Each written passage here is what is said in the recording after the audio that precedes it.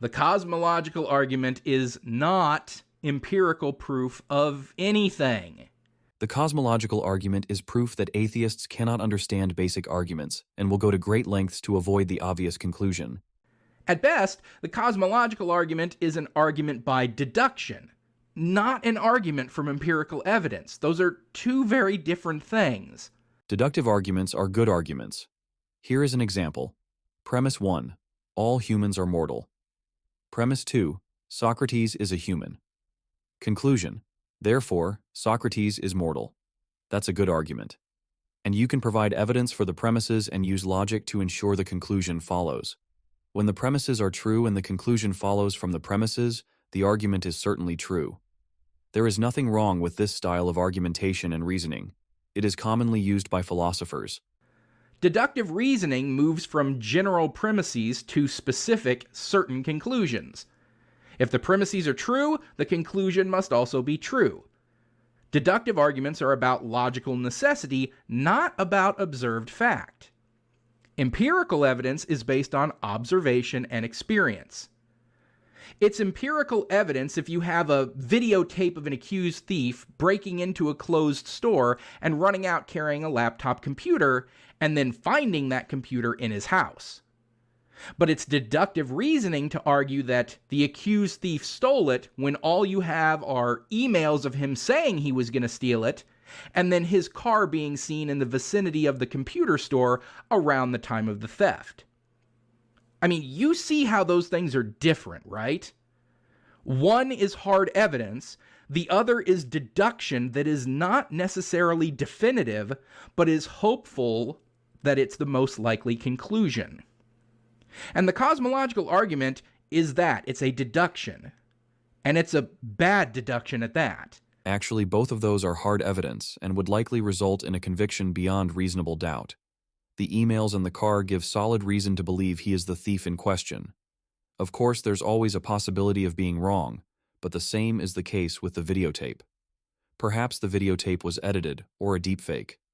Or perhaps aliens with their superior technology made the fake video and planted the evidence. You can make up whatever fanciful explanation you want, or you can just follow the evidence wherever it leads the best you can. It is not just hopeful that the thief is the most likely suspect, it is virtually certain based on the evidence. How else would his car have been right there in the area and the emails saying exactly what he would do appear? Is it just a coincidence? And as Professor Plink compared this to the Kalam, it actually is a fine comparison, but not in the way he thinks. Because just as you ask how the suspect's car was there, you should also ask how the universe is here. Why is there something rather than nothing? You know that since there was a car, someone was driving it, someone designed it, and it had a purpose for its existence. If you are wise, you will see that the universe too is designed and has a purpose. It cannot logically be eternal or have popped into existence from nothing, as I will explain. Because any professional in the realm of communication and argumentation can tell you, in order for an argument by deduction that utilizes a syllogism the way the cosmological argument does, in order for it to be rationally asserted, both the major premise and the minor premise must both be true, or else the conclusion is not necessarily true. It still could be true, but you can't get there from the argument. Actually, this is an important point that doesn't get brought up much. A conclusion can still be true even if the premises are false. Literally, all the premises of an argument could be false, and the conclusion still be true. Here is an example. Premise 1. All humans are immortal. Premise 2. Socrates is a mountain. Conclusion. Socrates is mortal. Premise 1 and 2 are false, but the conclusion remains true. So even if someone makes a mistake when presenting an argument, it doesn't make the conclusion false. If someone argues 2 plus 2 equals 4, therefore it is raining outside. You might think that is a non sequitur, but it may really be raining outside. The conclusion could still be true even if the premises and logic are flawed. And the cosmological argument fails in that regard. So the cosmological argument is as follows. Major premise, whatever begins to exist has a cause. Credit to Professor Plink for using this formulation, as it is the better version. Some phrase the Kalam as, whatever exists has a cause, but it should be, whatever begins to exist has a cause. This is better because it avoids a common error that since God exists, does that mean God must have a cause? If the premise were everything that exists has a cause, then God would indeed require a cause, leading to an impossible infinite regress. But by stating whatever begins to exist, the premise allows for the existence of an uncaused eternal being, namely God, who never began to exist, but always existed.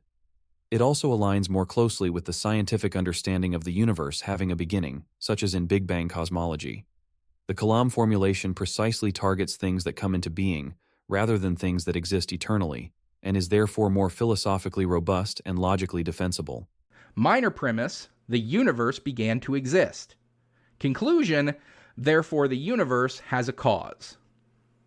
Now the major premise is flawed because in order to insist that everything that begins to exist has to have a cause, one would have to have total knowledge of the beginnings of all things in all of existence in order to say that they all have causes.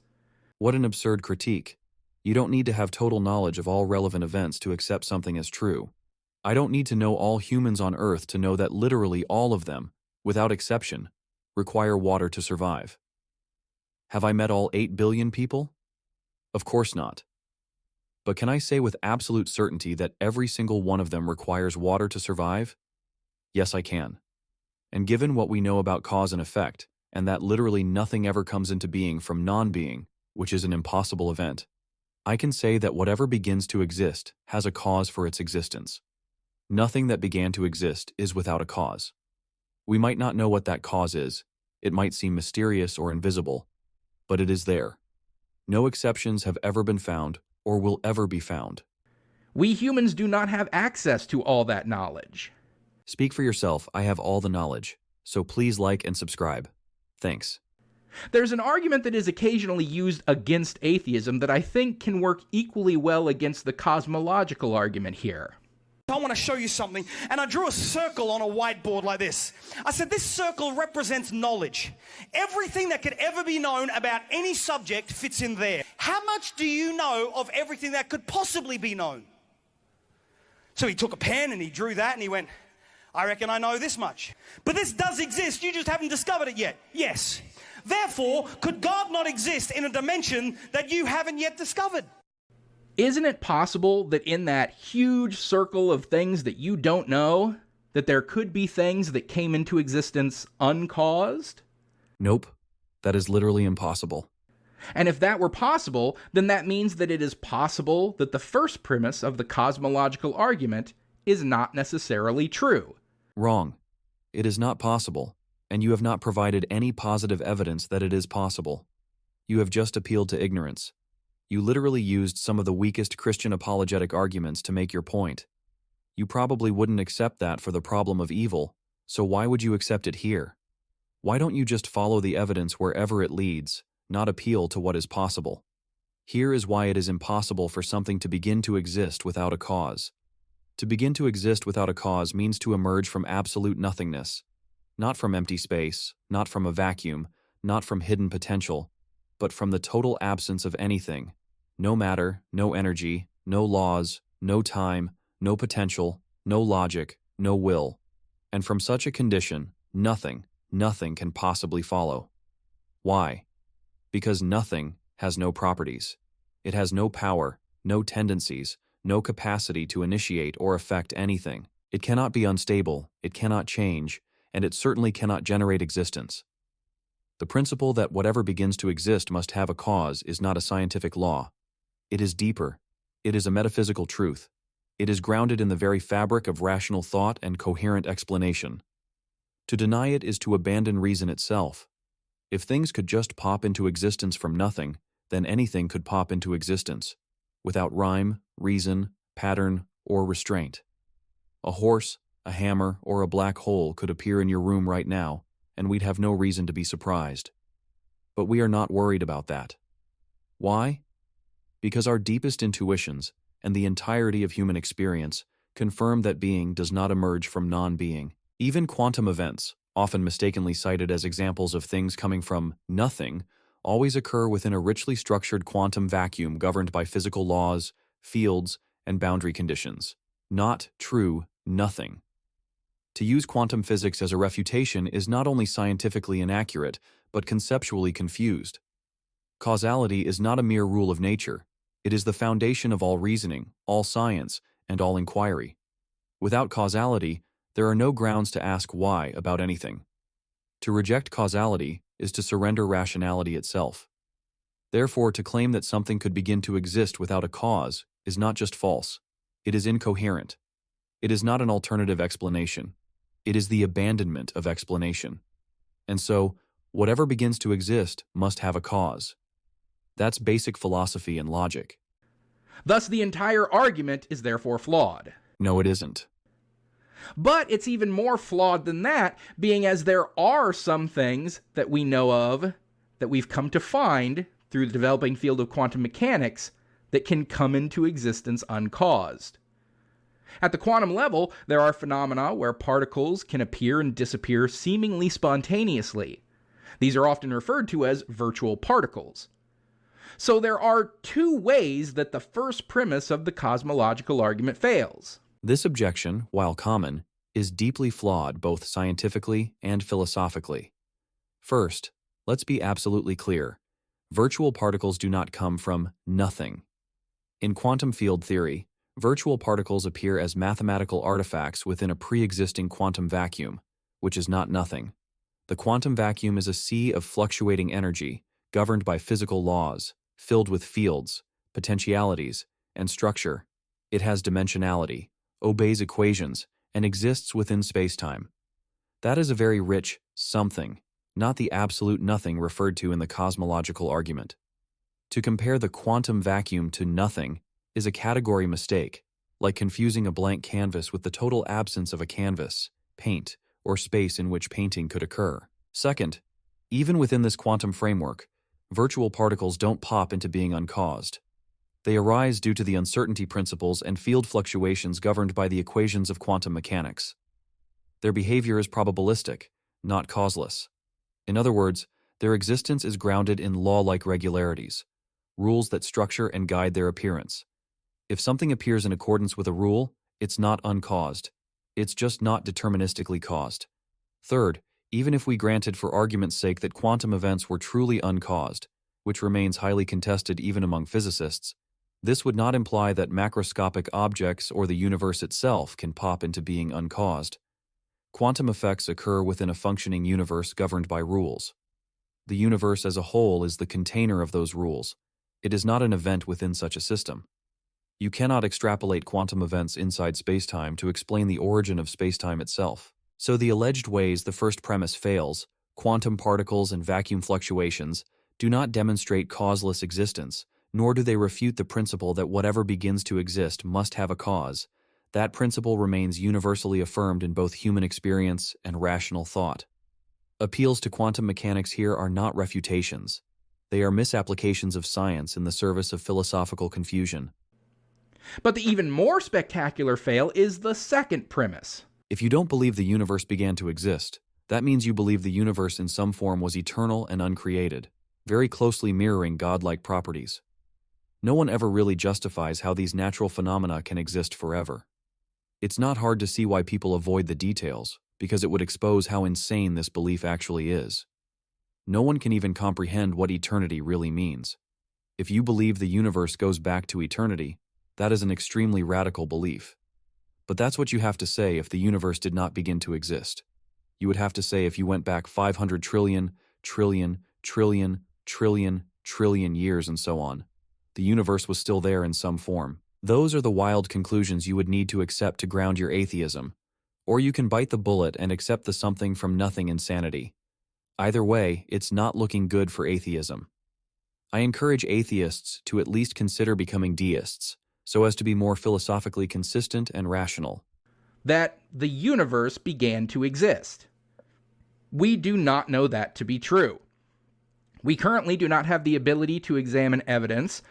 That would be what you are claiming this argument is rooted in, Messi, empiricism.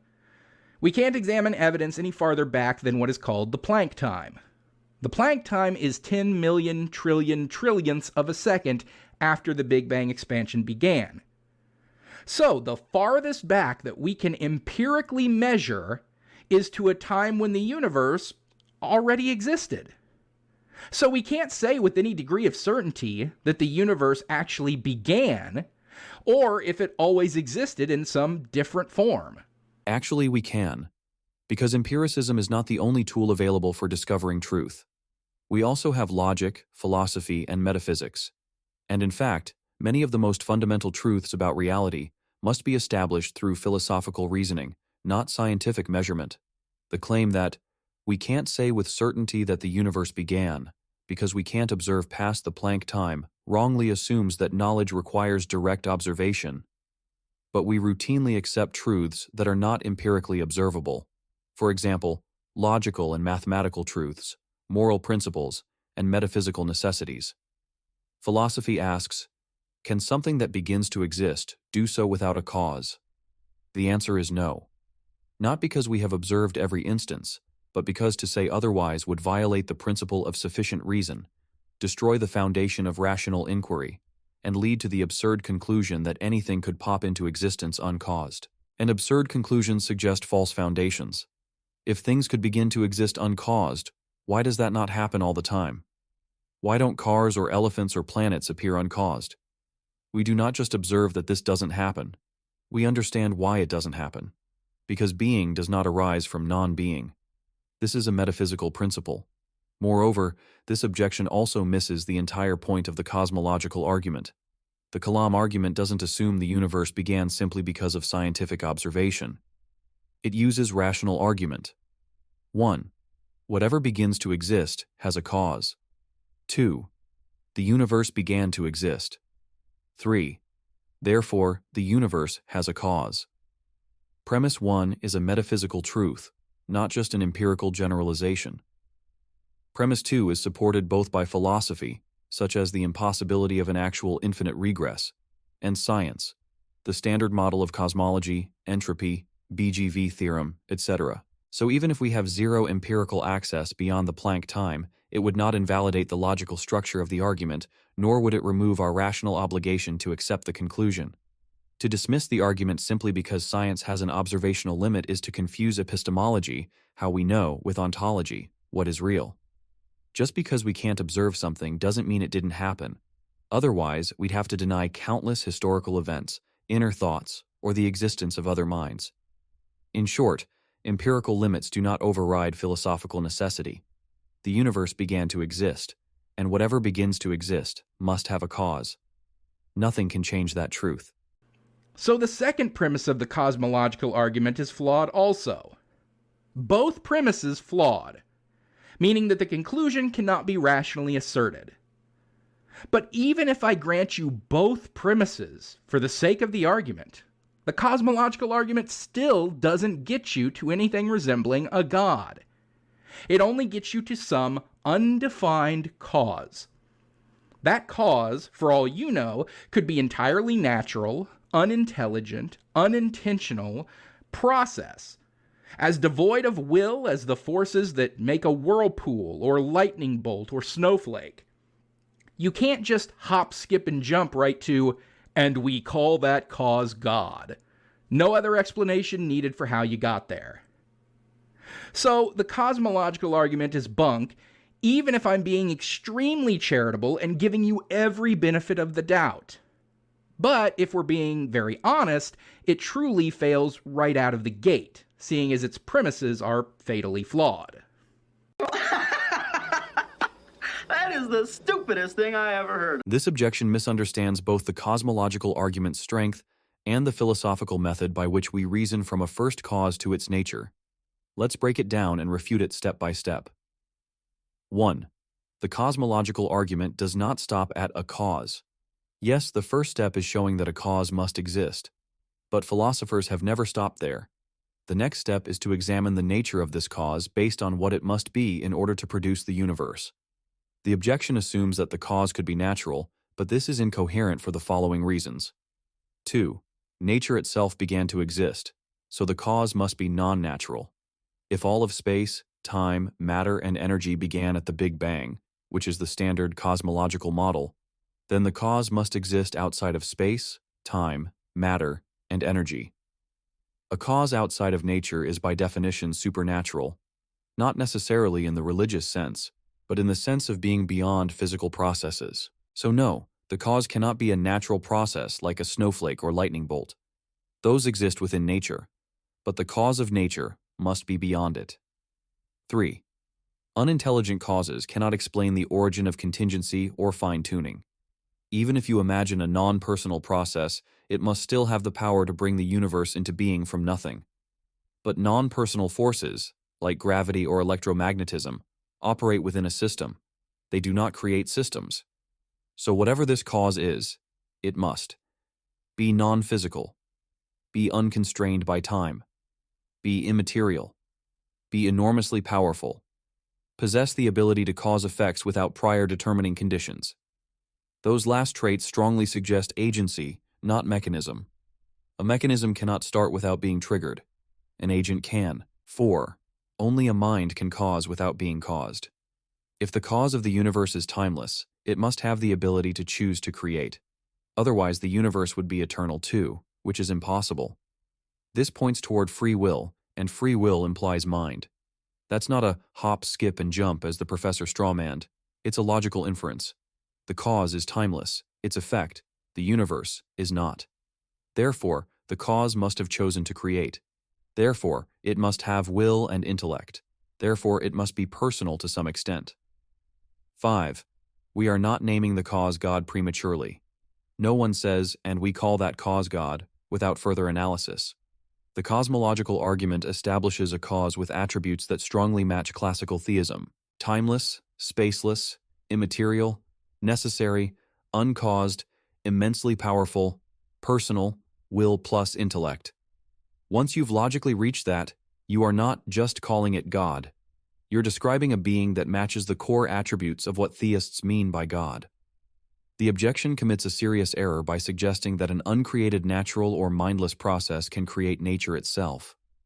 The cosmological argument, when followed carefully, leads to the conclusion that the cause of the universe must be transcendent, immaterial, powerful, and personal, all qualities that justify calling it God.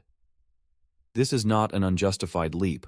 It's a strong conclusion from sound reasoning. Imagine how arrogant you have to be to think you've refuted an argument defended for decades by one of the greatest philosophers of our time, William Lane Craig, in a matter of minutes, as if your recycled objections are just so devastating that no professional philosopher or theologian has ever thought of them. It's intellectually lazy and frankly delusional. You haven't debunked anything, not even close. The cosmological argument still stands strong, and your attempts to dismiss it are rooted not in clear reasoning, but in a desperate desire to avoid its implications. Out of the 3 options for why there is something rather than nothing, a creator is literally infinitely more rational than the other 2. 1. That the universe or matter has existed eternally in some form. 2. Or that the universe literally popped into existence uncaused from absolute nothingness. Think deeply about that. Not emotionally, logically. The second option, something from nothing, is a philosophical joke. Absolute nothingness cannot produce anything. The first option, eternality of the universe or matter, collapses under scrutiny, both philosophically and scientifically. An actual infinite regress of causes is incoherent and impossible. That leaves us with the most reasonable conclusion: a timeless, immaterial, uncaused, necessary cause, a creator. No, that doesn't get you to Jesus or Muhammad or Moses. That's not the claim, but it does get you to God, and that matters. Because if God exists, then so does the possibility of meaning, hope, morality, purpose, value, and ultimate justice. These are not trivial side effects. These are the foundations of a coherent worldview. If you're serious about truth, you should take that possibility seriously. Thanks for watching. If you found this video thought-provoking, please like, subscribe, become a channel member, and leave a comment. Let's have more honest conversations about the big questions.